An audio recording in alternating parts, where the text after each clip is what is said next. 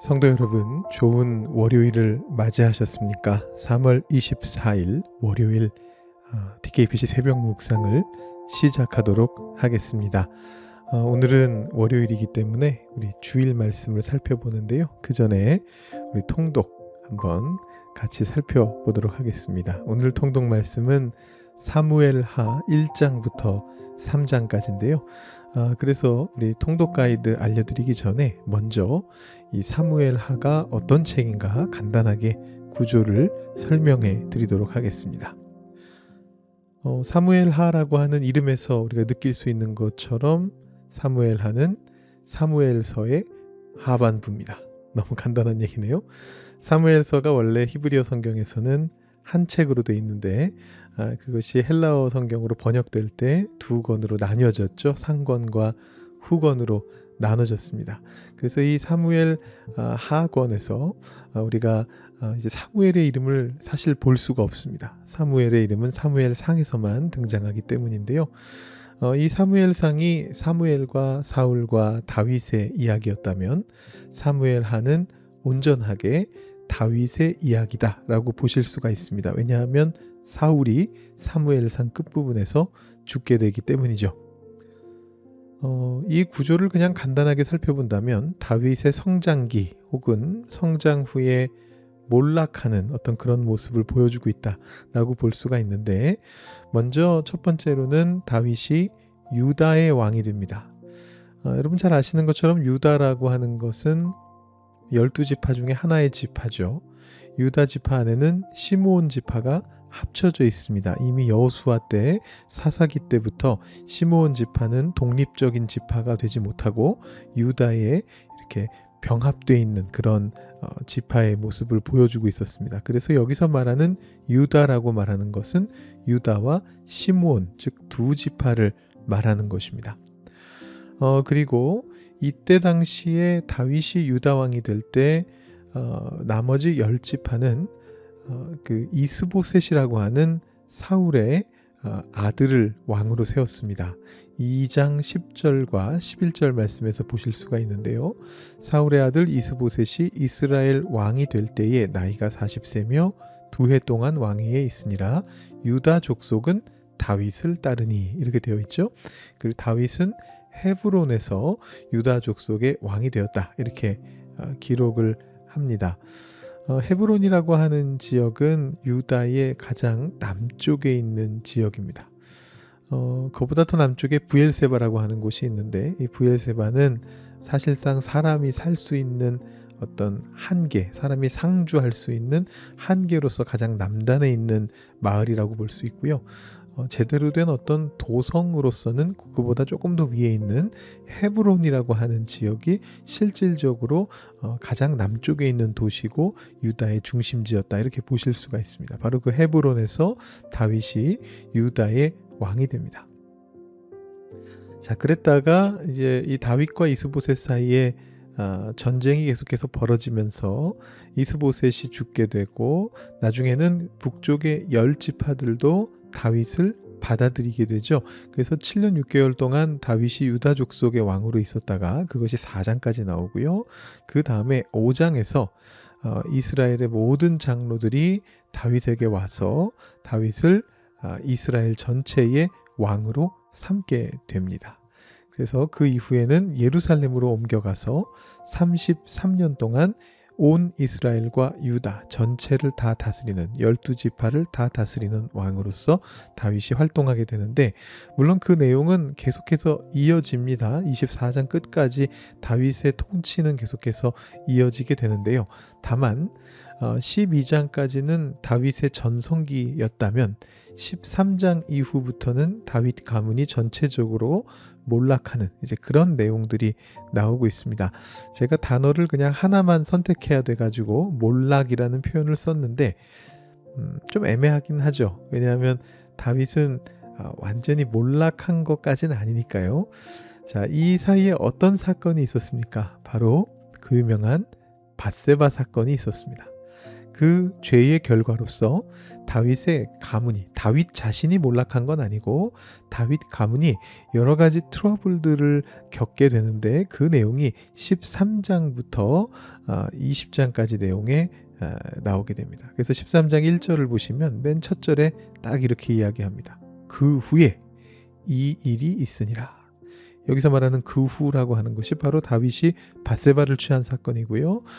그 후에는 계속해서 다윗의 자식들끼리, 다윗의 가족들끼리, 측근들끼리 싸우고 막 무너지고 하는 이제 그런 내용들이 반복적으로 나타나게 됩니다.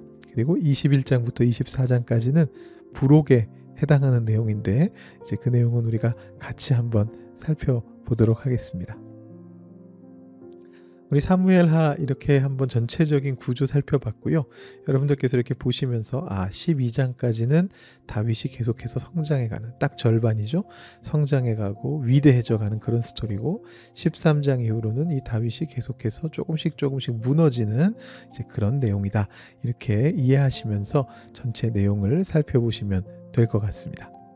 자, 그 중에서 오늘 우리가 볼 내용은 1장부터 3장까지입니다. 다윗이 아직 온 이스라엘의 왕이 되기 전의 이야기인데요. 사무엘하 1장에서 다윗은 사울이 죽었다라는 소식을 듣게 되고, 그래서 사울과 또 요나단을 조상하는 이제 그런 내용이 1장에 나오고 있습니다. 자, 왕이 죽었으니까 다음 왕이 필요합니다. 바로 2장에서 아까 우리가 이미 봤던 말씀인데, 10지파는 이스보셋을 왕으로 삼고, 사울의 아들이죠.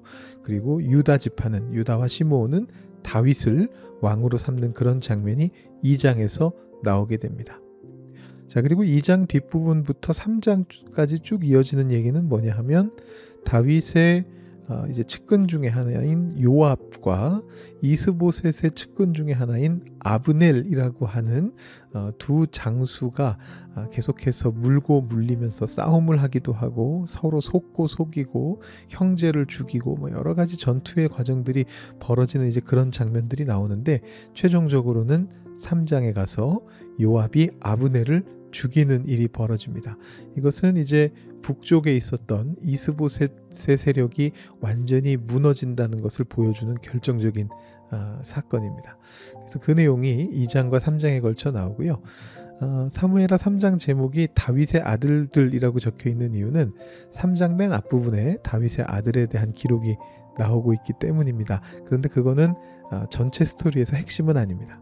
전체 스토리의 핵심은 요압을 통해서 아브넬이 죽게 되고, 그래서 이스보셋의 세력이 약화되고, 그래서 이제 앞으로 4장에서 이스보셋이 죽게 되면서 다윗이 5장에서 온 이스라엘의 왕이 된다라는 것을 보여주기 위한 어떤 흐름을 이 사무엘하 1장부터 3장이 쭉 보여주고 있다는 것을 여러분 한번 직접 읽어보시면서 다시 한번 확인하시면 좋을 것 같습니다. 자, 여기까지 우리 통독 가이드 말씀드리고요. 이제 어제 말씀드렸던 주일 설교를 다시 한번 정리하면서 나눔 질문으로 마무리해 보도록 하겠습니다. 어제 우리가 읽었던 말씀은 마태복음 18장 1절부터 10절까지 말씀인데요. 제가 먼저 말씀부터 봉독해 드리겠습니다. 그때의 제자들이 예수께 나와 이르되 천국에서는 누가 크니이까? 예수께서 한 어린아이를 불러 그들 가운데 세우시고 이르시되 진실로 너희에게 이르노니 너희가 돌이켜 어린 아이들과 같이 되지 아니하면 결단코 천국에 들어가지 못하리라. 그러므로 누구든지 이 어린아이와 같이 자기를 낮추는 사람이 천국에서 큰 자니라. 또 누구든지 내 이름으로 이런 어린아이 하나를 영접하면 곧 나를 영접함이니, 누구든지 나를 믿는 이 작은 자 중 하나를 실족하게 하면 차라리 연자 맷돌이 그 목에 달려서 깊은 바다에 빠뜨려지는 것이 나으니라. 실족하게 하는 일들이 있음으로 말미암아 세상에 화가 있도다. 실족하게 하는 일이 없을 수는 없으나 실족하게 하는 그 사람에게는 화가 있도다. 만일 네 손이나 네 발이 너를 범죄하게 하거든 찍어내버리라. 장애인이나 다리 저는 자로 영생에 들어가는 것이 두 손과 두 발을 가지고 영원한 불에 던져지는 것보다 나으니라. 만일 네 눈이 너를 범죄하게 하거든 빼어내버리라. 한 눈으로 영생에 들어가는 것이 두 눈을 가지고 지옥불에 던져지는 것보다 나으니라. 삼가 이 작은 자 중에 하나도 없인 여기지 말라. 너희에게 말하노니 그들의 천사들이 하늘에서 하늘에 계신 내 아버지의 얼굴을 항상 배옵느니라. 아멘. 자, 어제 말씀은 제자들의 질문으로부터 시작했습니다. 누가 제일 큰가? 라는 질문이었고요. 제가 도입부에서 말씀드렸습니다만 적당한 경쟁은 도움이 되는데 심한 경쟁은 해가 된다고 말씀드렸잖아요. 남들보다 내가 더 낫다라는 어떤 그런 마음이 들기 시작하면 굉장히 문제가 생기는데 이 제자들이 적당한 경쟁이 아니고 심한 경쟁으로 나가는 것처럼 보입니다. 그래서 예수님께서 이 문제를 해결하시기 위해서 어린아이를 부르셨죠. 2절 말씀이었습니다. 예수께서 한 어린아이를 불러 그들 가운데 세우시고 이렇게 되어 있습니다. 그렇게 하시고 나서 예수님 뭐 하셨습니까? 깨달음을 주셨죠. 고대 사회에서는 가장 낮은 존재였던 온전한 하나의 인격체로 존중받지 못했던 이 어린아이가 사실은 가장 높은 자다라는 그런 선언을 하셨습니다. 이것이 제자들에게 깨달음을 주게 되었죠. 예수님의 이 부르심이 두 가지 결과를 낳게 됩니다. 어린아이는 작은 자는 존중받지 못하던 자에서 존중받는 자로 변화됩니다. 그리고 제자들은 자신들의 이기심으로부터 벗어나는 깨달음을 얻게 됩니다. 실족에 대한 예수님의 가르침을 들으면서 제자들이 새로운 깨달음을 받게 되는 것이죠.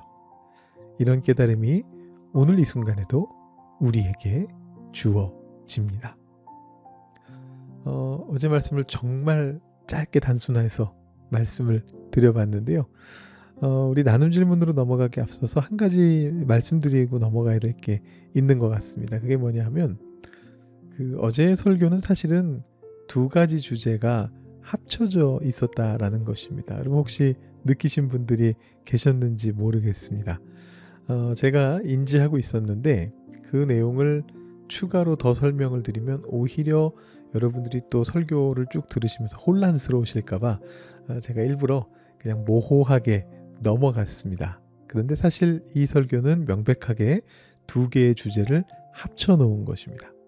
첫 번째 주제는 뭐냐 하면 예수님께서 깨달음을 주시기 위해서 우리를 부르신다라는 그 진리를 전달해 드렸습니다. 깨달음의 구체적인 내용은 사실 이 주제하고는 관련이 없습니다. 예수님이 우리를 부르시는데 우리를 부르실 때 우리에게 깨달음을 주신다.